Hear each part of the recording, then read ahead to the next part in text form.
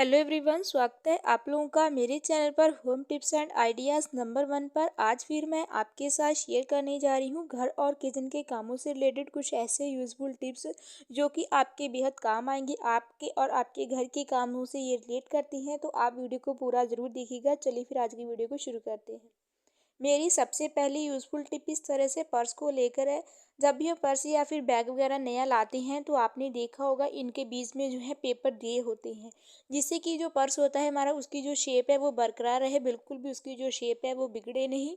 तो जब हम इसको घर पर लाते हैं तो हम पेपर निकाल कर जो है फेंक देते हैं, क्योंकि बार बार हमें जो है पर्स को यूज़ करना होता है, जिससे कि हम बार बार पेपर को निकालने की झंझट से एक ही बार में इसको निकाल कर हटा देते हैं, जिससे कि उसके बाद हमारे पर्स की शेप जो है वो बिगड़ जाती है। तो इसके लिए ना मैं आपके लिए यूज़फुल टिप लेकर आई हूँ, ताकि आपको ना बार बार इसको निकालने की झंझट भी ना हो और आपके पर्स की जो शेप है वो बिल्कुल भी ख़राब ना हो। तो आपको ना इस तरह से एक पॉलीथीन ले लेनी है और फिर इस पॉलीथीन में आपको जो है सारे पेपर डाल देने हैं। अगर कुछ पेपर्स आपके पास हैं तो आप इस तरह से थोड़े से पेपर और भी डाल सकते हैं, ताकि उसकी जो शेप है वो बिल्कुल भी बिगड़े नहीं। फिर पॉलीथीन में नट लगा दीजिए और फिर आप इस पॉलीथीन को आप इस तरह से बैग में रखिए। इससे जो है कि आपको आपका जो बैग है, पर्स है, उसकी बिल्कुल भी शेप ख़राब नहीं होगी। चाहे आप इस तरह से भी इसको अपनी अलमीरा में रख सकते हैं। और अगर आपको कहीं जाना है, इसको यूज़ करना है, तो आप इस तरह से ना एक एक पेपर निकालने की कोई भी ज़रूरत नहीं है। आसानी से एक ही बार में पॉलीथीन निकाल लीजिए और अपना आसानी से इसको यूज़ कीजिए। दोबारा से फिर इसी पॉलीथीन को इसके बीच में रख दीजिए। तो कैसी लगी आपको हमारी ये टिप्स, हमें कमेंट करके ज़रूर बताइएगा। चलते हैं नेक्स्ट यूज़फुल टिप की ओर। मेरी दूसरी जो टिप है ना वो इस तरह से नेल पेंट को लेकर है। जब भी हम नेल पेंट ना लगा लेते हैं, उसके बाद में जब हम इसको रख देते हैं तो आपने देखा होगा नेल पेंट ना काफ़ी ज़्यादा ना टाइट हो जाती है, जम सी जाती है। जब हम इसको इस तरह से टाइटली खोलते हैं ना, कभी कभी ये ऊपर का जो ढक्कन होता है ये अलग हो जाता है, ब्रश अलग हो जाता है। ये इसलिए जाम हो जाती है ना, यहाँ पर जो नेल पेंट होती है वो जम जाती है, सूख जाती है, जिसकी वजह से हमारी जो नेल पेंट है वो ढक्कन है ना वो एकदम से जुड़ जाता है।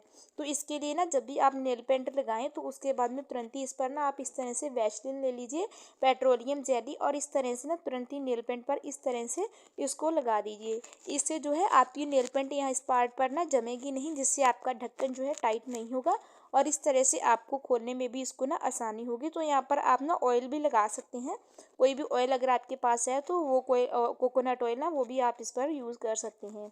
तो चलते हैं हमारे नेक्स्ट यूज़फुल टिप की ओर। मेरी अगली जो टिप है ना वो आपके हाथों को लेकर है। जब भी हमारे हाथों में स्वेलिंग वगैरह यानी कि सूजन वगैरह आ जाती है ना, तो हम जो है गर्म पानी से या फिर किसी भी चीज़ से जब इसकी सिकाई करते हैं ना, तो इससे हमारे जो हाथ है इसका मांस जो है ना हाथ का वो भी ढीला पड़ने लगता है। तो इसके लिए ना मैं आपके लिए यूज़फुल टिप लेकर आई हूँ। तो आप ना इस तरह से बाम ले लीजिए। बाम जो है स्वेलिंग वगैरह में बहुत ही अच्छे से काम करती है, तो कोई भी बाम आप ना ले सकते हैं। और अच्छे से ना आपको अपने हाथ पर इस तरह से बाम लगाने के बाद में ना फिर आपको ना इस तरह से सॉक्स ले लेनी है।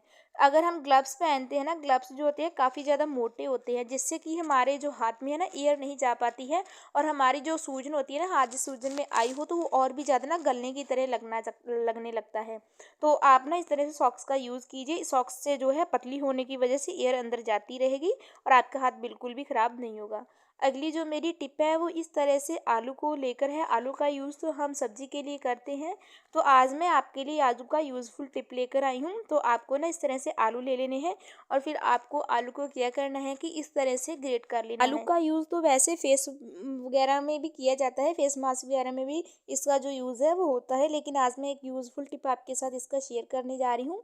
तो उसके बाद में ना ग्रेट करने के बाद में ना इसको आप इस तरह से ना हाथों से एक कटोरी में निचोड़ लीजिए, या फिर आप इसको ना थोड़ा सा पानी डालकर छन्नी से ना फिर भी आप इसका जो है रस अच्छे से निकाल सकते हैं।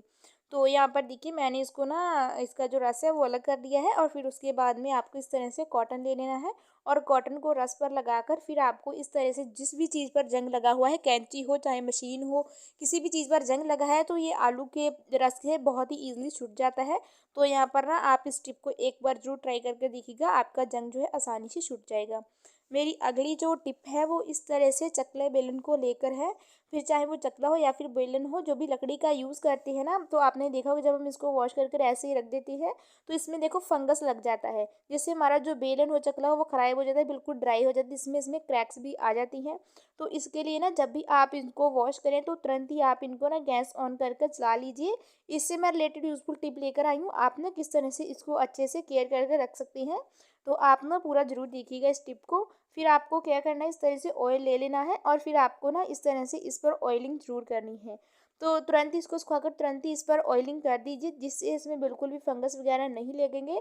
और ये देखिए, जब बेलन या फिर चकला हो ना, ये ड्राई हो जाता है, ख़राब होने लगता है, ये बिल्कुल भी ख़राब नहीं होगा।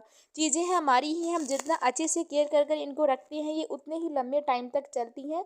तो ये हमारे ऊपर डिपेंड करता है हम किस तरह से अपनी चीज़ों की केयर करते हैं। तो आप एक बार इस टिप को ज़रूर ट्राई करके देखिएगा। हफ्ते में 4-5 बार आप जो है इस तरह से ऑयलिंग ज़रूर कीजिए।